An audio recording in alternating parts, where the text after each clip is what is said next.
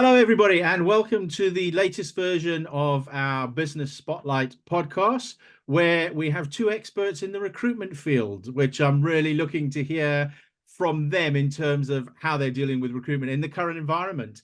You know, without doubt, the number one question I get from my clients is around recruitment. How do they get the right people, going through that process? Obviously, if you get it wrong, can be very expensive. So I'm keen to sort of delve into that and get some tips for you guys who are listening in, and some secrets as how to build out some recruitment. So I've got with me Nathan Dixon and Julian Knott, who are with the Holt Recruitment Group.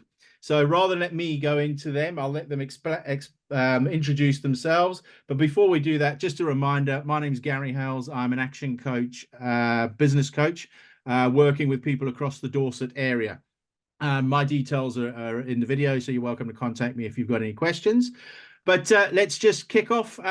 Nathan, we'll go to you on my left-hand side, your right-hand side. Tell us a little bit about yourself and just a quick overview of Holt Recruitment Group and how that all works. Lovely. So appreciate it, Gary. So my background prior to recruitment was engineering. So I did a full apprenticeship when leaving school, worked in engineering for about 12, 13 years. And then, got to a point where I really wanted to sort of progress, branch out, do my own thing. Always enjoyed talking to people and dealing with people. So technical sales was the original plan. And a friend of mine that was in recruitment actually had a vacancy for a technical sales engineer. We met up. He then discussed the recruitment piece with me, which was very, very similar, still able to utilize my background and the knowledge that I'd gained from engineering. But obviously deal with people across the board from clients to contacts. So that was, like I said, that was sort of my background and where I came from.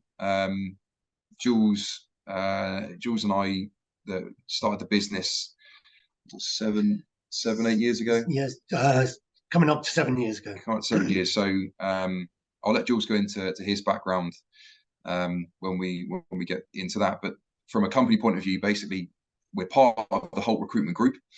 There's 3 branches of that. So you've got Holt Executive, which is obviously an executive search side. Focus is heavily on the sort of satellite communications piece. We've got Holt Automotive, which is where the group was sort of founded from prior to the other 2 parts being made divisions of that. And they cover, sales people, showrooms, MOT testers, that side of the automotive industry. And then our piece, which is the Holt Engineering Recruitment. And as it says in the title, so it's everything engineering manufacturing. It could be anything from, picker packers and labourers through to CEOs and MDs of large scale engineering businesses. So that's a bit about us. Jules, if you want to. Yeah, so I've been in recruitment since 1997. As you can tell, there's a few years of experience there. Prior to that, I was an engineer as well. I worked for a company that made the guidance systems for the Channel Tunnel machines, which was obviously really interesting, going down onto the Channel Tunnel site and stuff like that. And then I did 5 years in computer hardware support. I've been in recruitment, like I said, for 24 years now. And after working with a business and being made redundant, decided to set up my own business. Met with Stuart Holt, who had the Holt Automotive brand, and went into partnership with him. Nathan was working on the other side of the business, on the exec side, but because of Nathan's background, it made absolute perfect sense for him to come and join me on the engineering recruitment side of things. So, like Nathan said, we cover everything from low-level warehouse type people.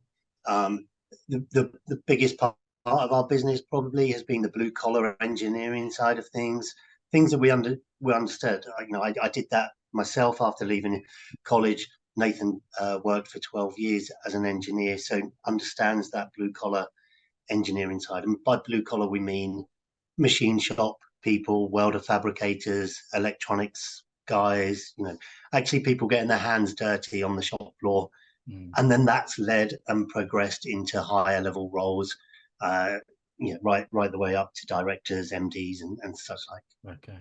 So just to clarify, the Holt Engineering Recruitment Group, is that independently owned by yourself, the two of you, or is it part of the Holt Automotive Group? So it's part of Holt Recruitment Group, Mm. and the three brands sit within Holt Recruitment Group, Okay. and we're owners of Holt Engineering Recruitment. Okay, great. That makes sense. Thanks very much. So I'm interested to delve into this whole world. You know, obviously what you're doing is specialist recruitment. So again, clients I'm working with, plumbers, electricians, you know, whatever it may be, they're also specialists. They need the plumber, the electrician, and getting the right people in. So when you're going through that recruitment piece, then, you know, what are you looking out for? What process do you go to identify the right type of people with the specialist skills and other things that are needed in a sort of competitive environment with the market, you know, very much on the employee side, if you like, in terms of getting into the right roles? Just talk through for me the sort of process you guys follow and what do you look out for to ensure you get the right recruited people? So I think any recruiter doing any specialist area of industry will agree it all starts with extensive discussions with the client on exactly what it is they're looking for. The benefit with us and the bonus we've been able to add from a value point of view is if it's anything engineering, you know, between the two of us, we've either done the job ourselves or had a lot of experience recruiting for it. So having a full understanding of what it is you're looking for, not just from a skill set point of view, but understanding the company's culture. We spend a lot of time, you know, going out and visiting, whether that's new clients or existing clients that are making changes. You know, we try to build a full picture on who that business is and the types of people that would fit into those companies. So once you've got that sort of information, it's then heavily reliant on, as I said before, you know, our backgrounds. We would go and look for the right types of people because we understand what they need. You know, we understand the jobs, we understand the clients.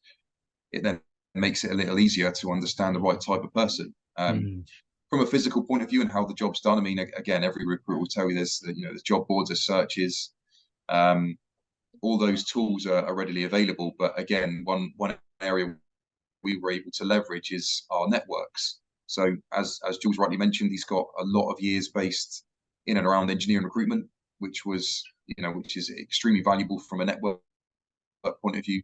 And then I was able to add into that an actual engineering background for a long period of time, which built again another branch of network that we could utilize to find people from. Do you agree with that? Yeah, absolutely. I think the network we have, that's our worth. Anyone can go and put an advert out on a job board. Anyone can do a quick search if they pay Indeed or CV Library or whatever. But it's the people that aren't on those job boards. It's the people that we've known for a long time. You know, I can name probably 10 or 15 people that are working for me at the moment on contract that have been working with me since 2004 or 2005. Those guys, they don't have their CVs on the job boards. They're not looking for that. They're just part of my network. And like Nate said, coming from engineering, he's met lots and lots of people within engineering and was networked with them. So that's what gives us the edge over anyone who's recruiting themselves. You know, we live and breathe it. You know, we're doing it all day long, every day. We're spending hundreds of thousands of pounds, and that's not an exaggeration, on advertising on all of the job boards. You know, we have an extensive team of people now. You know, it started off 7 years ago, just the two of us. We've got 16 people now on our team, and we're looking to expand that. We've just taken on our first fully remote worker who's going to be based up in Coventry area. You know, so again, it's just that extensive network. He's going to be linked in or connected to a whole new group of people, and that opens the doors for us to be able to find the right people. Okay, that's great. Nathan, you touched on an important point there about culture. You know, culture and values are critical. So Jules, when you look at people you're bringing on board to pass on to your clients effectively, how do you go about checking they fit, they're a cultural fit, the values are right? Do you do any sort of personality profiling, anything like that? How do you sort of make sure that this is a square peg in a square hole? Yeah, we don't use any personality profiling tools as such. I think for me, it's my years of experience. We interview everyone. We either telephone interview first, Teams or Zoom call them. If they're local, then we'll get them in and meet them face to face. And then that way you can build a character profile on that person. Obviously, you're looking at their CV, you're going back through their work history, trying to find out why they left previous roles. If someone constantly tells you, well, I left that role because the manager was bad, or I left that role because I didn't get on with so and so, then over 5 or 6 roles they've left because they didn't get on with people. They're telling you a story about themselves, not about the rest of the people that they worked with. So for us, it's about an in-depth conversation, really, talking about their experience, talking about their skill set, but digging into what makes them tick as a person, and then realizing, well, yeah, they might fit in with this company, but they definitely wouldn't fit in with that company, because it's horses for courses. Some people get on great with one business and wouldn't fit well with another business. So just because they might not be perfect for the role that you're thinking of them for, they may well fit well with another business. Yeah, great. Excellent. So Nathan, I think you said you started 7 years ago. So, in hindsight, what would you do differently if you were starting now? We had a quick chat about this. I think for us, obviously it was just the two of us when we started, so it was very, very full on.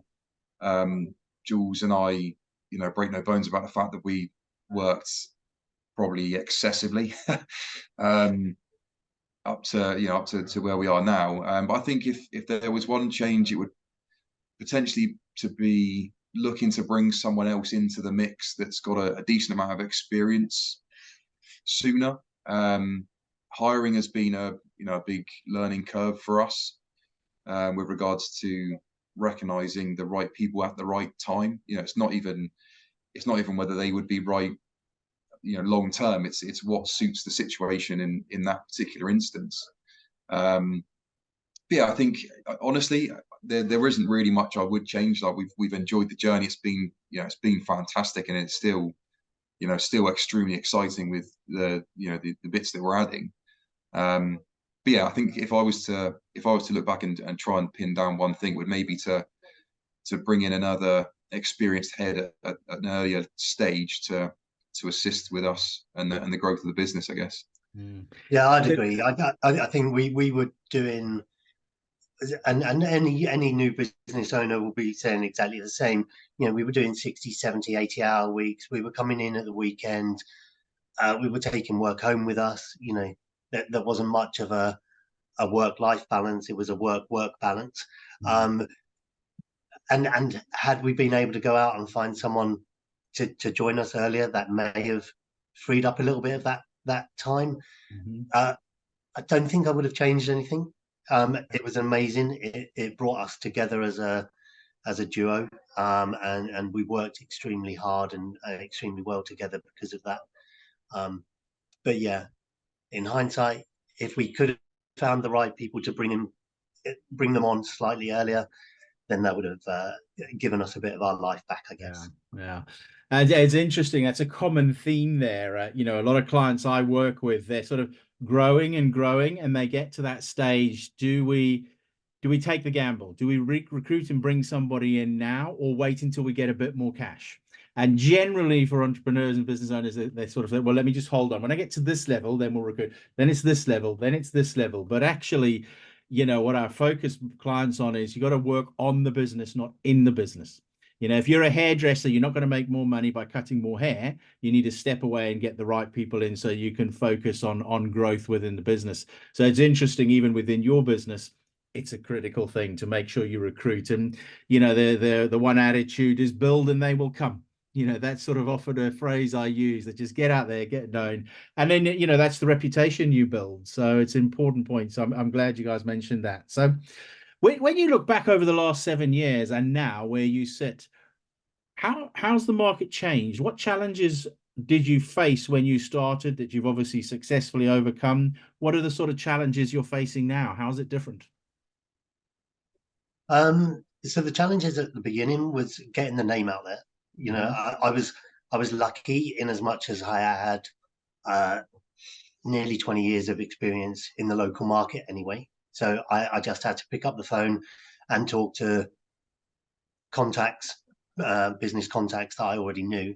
But it was getting the name out there. No one knew Holt in the local area. The Holt brand is a national brand for the automotive sector, but no one had ever heard us as engineering. And it doesn't matter what you say to people, they have relationships with their existing suppliers, and it's difficult to get them to buy into you. You know, that was at the beginning. I think we overcame that by delivering on what we said we could do. So definitely didn't overpromise. You know, it wasn't a case of us not just being known by the clients, but we weren't known by any candidates in the market either. So we wouldn't overpromise, but we would almost certainly always overdeliver. And in the early days, that was what it was all about. How it's different now, I think we have got a brand. You know, people that I don't see very often, sometimes when I do bump into them and say, oh, I've seen you on LinkedIn, or I've seen your social media or whatever. So we're getting out there and we're building a brand. So now it's more candidate focused for us, trying to recruit the right people, trying to get the right people out there. Yeah, if there's anything to add to that. Just to delve in there, just sorry, Nathan, before you go there, Yeah, no, go for it. building that brand then, how did you go about that? Was it I mean, again, 7 years to now, obviously digital and online and all that was much different to what it is now. How did you build that? Was it a significant financial investment, or what did you do? Just I'd be interested to know your sort of plan to build out that brand, because for many business owners, getting started in growth is all about letting people know who you are, what you stand for, etc. So I'd be interested to sort of delve a little bit deeper into that and how you went about building that. I mean, there's a lot of facets to that, I guess. I think to start with, it came from an extensive amount of phone calls and just doing the recruitment job properly. You know, we would get on the phone, we would speak to the candidates, speak to the clients. You know, there wasn't a lot of time when Jules and I weren't making a call or on the phone taking a call. So that initially obviously spreads the word. That's how you start to get the, you know, your brand spoken about, so to speak. Visits, I think, are an extremely underused and underrated part of the recruitment piece. You know, we encourage it, although we started local market, and again, that was, you know, it was a good idea because we were able to get out easier and see our clients multiple times a week. It sort of once you're face to face with someone, obviously it really sells not only your brand but who you are as people. I think that's also been quite key to our success. You know, we genuinely get on, and you know, I've got clients and candidates that I see outside of work. You know, we have good friendships from the job that we do. So again, that was another facet of the journey, was going out and seeing those businesses. And again, whether that's local as it was or now where we cover more of the UK, we still try and push for ourselves and our guys to get out and see those clients. So those were two bits that are relatively easy because they're part of the job. I think the other side is that we, as a group, have a lot of investment into our marketing.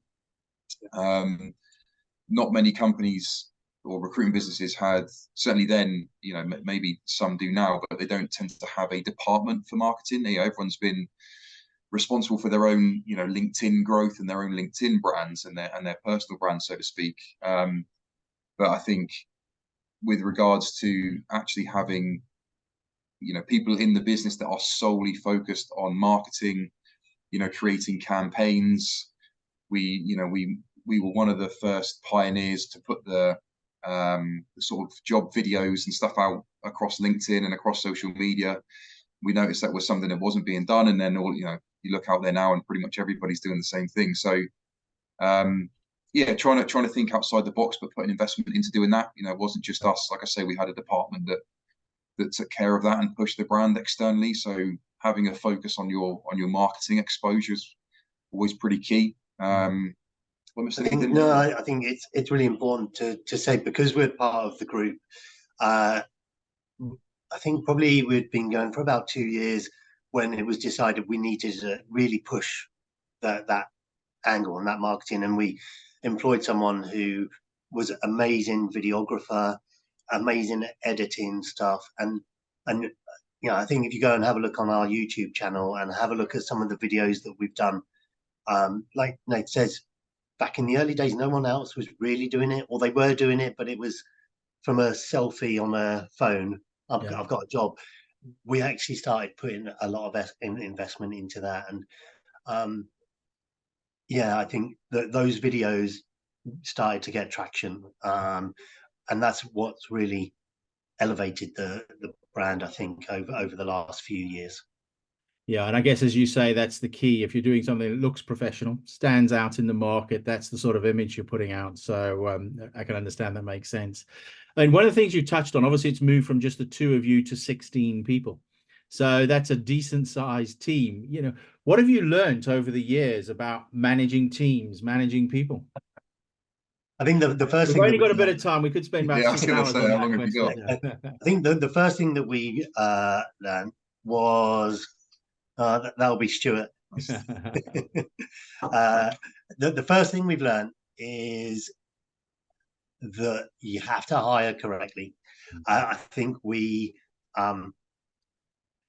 got into the mindset that we had to hire quickly when we started to hire people, and I think we didn't always make the right choice. We've taken people on that maybe we had doubts about, but we thought, we'll just get them in anyway because we wanted to grow. I think we've learned over the time that we need to make sure that we get the right people, and the right people for the business is absolutely critical for us to be able to continue to grow. And we've got an amazing team now. Like Nathan said, we're diversifying, not just to be local market recruiters. We've got people covering the south coast across to West Sussex. We've got people going up as far as Coventry, Birmingham, Leicester. So we're becoming a bigger player in the wider market, and we can only do that with hiring the right people. So yeah, I think with the hiring as well, the other thing that was like from a professional and a business point of view, that was quite a learning curve. But then for us as individuals, it's understanding that not everybody is looking to be a business owner or have that same level of drive or desire to get to the same goal. So it was also understanding the different types of people that you need in a business, and not everyone's going to be up for 70 hours a week and coming in on a Saturday morning. So understanding that would probably be another lesson, I reckon. Okay, sort of linked to that then, when you look at it as a business owner, yourselves as business owners, what would you say are some of the common misconceptions about owning and running your own business? I don't think people understand what goes on in the back office and the back end of the business. We've got consultants, they're making their placements, they're making their money, and they see all the money coming in and they think, this is great, but they don't realize how much money is being invested in the back end of the business. And like I said earlier, we spend hundreds of thousands of pounds on systems. Everyone has a CRM system and a statistics type system so that they can see exactly what their stats are telling them. That all costs money. The advertising budgets cost. But one thing that we've learned over the years is to be really open with the guys. And I think that's really, really important. They're not necessarily wanting to be business owners, but we're telling them, this is why we're doing it like this, because there's a cost associated or whatever. And I think people feel like they can go into business because they can do their job and they can do their job well, but they don't know what's going on behind the scenes necessarily. Yeah, I think that's something. As a misconception. I could start up, I can do my own thing, but actually running the business, understanding all the stuff that goes on in the background, And I guess we were very lucky because we joined a group of companies. So although we are business owners with whole recruitment, whole engineering recruitment, we're part of a group. So to have that support, and you saw Stu behind us a moment ago, to have that level of support was a massive help for us. Yeah. It's interesting because, again, you're looking at business owners, they'll start and they may be skilled in a particular area, whether they're a skilled plumber or whatever it may be, but there are so many parts, as you say, to a business to make it successful. And I would say I spend probably 90% of my time on helping business owners understand their finances, recruiting and getting the right team in place, as you say, and getting that time balance right to work on and not in the business. I mean, and you've mentioned it a few times when you started, and the amount of hours that's required to put into the business. How have the two of you managed that time, that splitting between work and family? And you're both obviously at different life stages and things like that, with children and not children or whatever it may be. So how have you managed to get that balance right to make it successful? I mean, the truth is, at the start we didn't. The balance was extremely weighted towards work. And I think it's an important message. When you look at work-life balance, I feel through the wider market in today's age, there's too much of an emphasis on work-life balance being about that particular day, on a day-by-day case or a week-by-week. But actually for us, it was more about the real long term, sort of 10, 15 years. We're willing to do all the work that we need to in the immediate time frame that we've got now to then create the other side of that balance, in a few years' time when we can really tip the scale. So, I think as two people starting a business and understanding where we want to get to and the level of hard work that takes. And as I said, with anyone looking to do the same, if you're going into business, I think, don't be under the impression that you're going to be able to do that and have a work-life balance at the start, because it just doesn't work that way.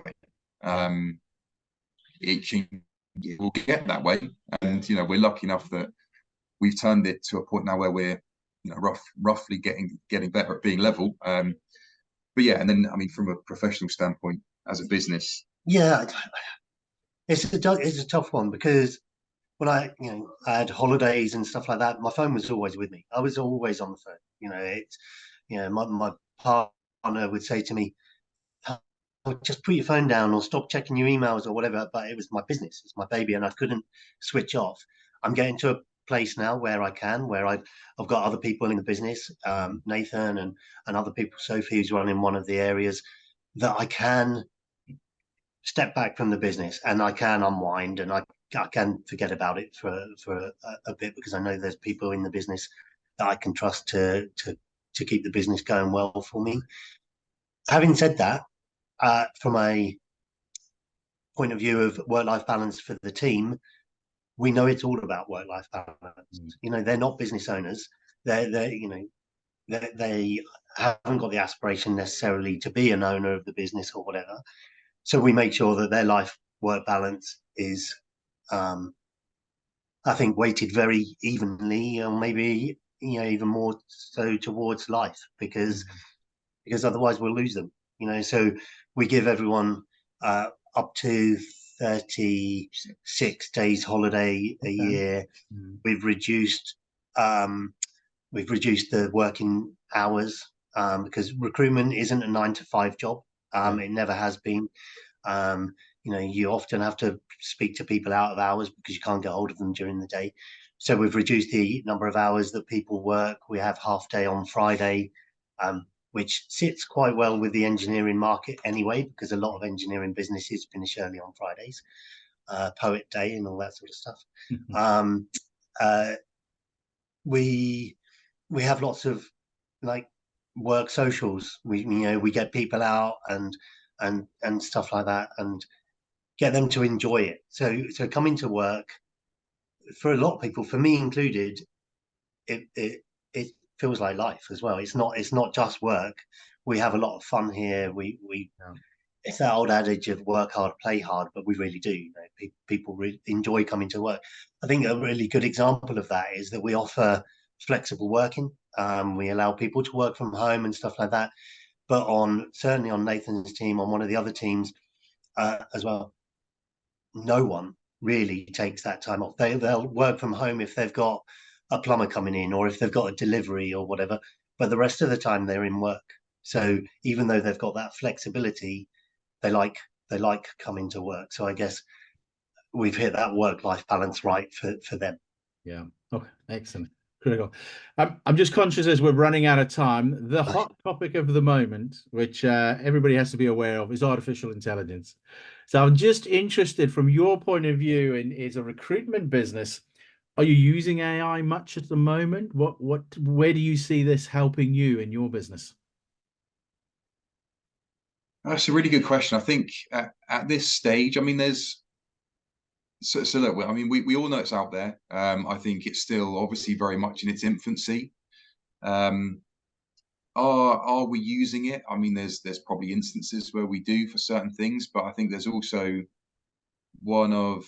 so for example, an area that I know some companies will use it for is creating documents or creating adverts. You know, it's clever enough that if you type a certain question, it will give you all the details you need to an extent. And I think for us, you know, that's fine for a relatively generic document.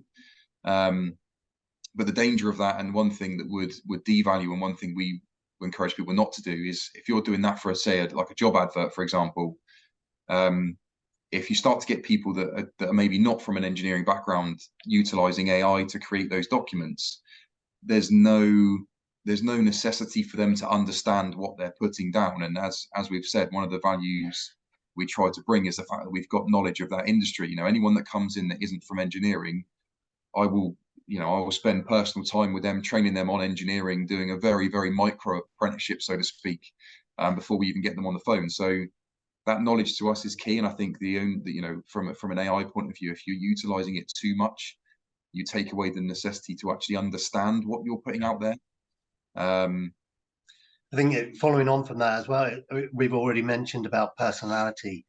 You know, AI, yes, I think a lot of recruiters will be using AI to generate adverts and stuff like that. That won't tell you whether that person's going to have the right personality fit for the business. So yes, I think AI will happen more and more, but it won't replace that human interaction. And you know, we're really lucky because we're dealing with humans. Yeah. And how is that going to be replaced when you're trying to suss out someone's personality fit for a client that you've been over and seen and met, and you know exactly what type of person to fit with them. Yeah. I think at the moment AI isn't there. Hopefully it'll never get there either. To that level. Who knows? That's great. Well, thanks very much. There's some great nuggets in there. So I'm just going to finish off with a couple of personal questions to sort of help us understand yourselves a little bit better. So which business related book would you recommend people who are watching this read as a must read? For me, it's definitely Rich Dad Poor Dad by Robert Kiyosaki. That was one that I read very early on, and sort of inspired me to want to do something like this other than just being engineering. It's very entrepreneurial, but it just breaks it down it breaks down business and doing something for yourself into a very basic, understandable stage for common folk like me. So definitely Rich Dad Poor Dad was a big influence for me. And for me, it's weird. I've never ever been into self-help books or business books or anything like that. But very recently, I listened to the 7 Habits on a podcast. So yeah, 7 Habits of Highly Successful People, which I'm sure anyone who's done any sort of business stuff is going to be able to tell you a bit about that book. But yeah, I listened to it a couple of times on the way down to Cornwall, put it on the podcast and listened to that a couple of times. So excellent. Yeah, we have a saying in Action Coach: if you want to earn more, you've got to learn more.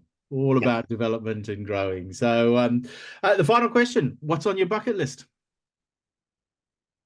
I mean, I've got a ton on mine, but I think right now with where I am, so I'm an extremely keen golfer, Okay.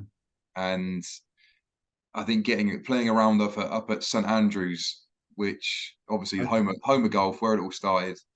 Yeah, getting on actually playing around on the old course up at St Andrews would definitely be up there for me.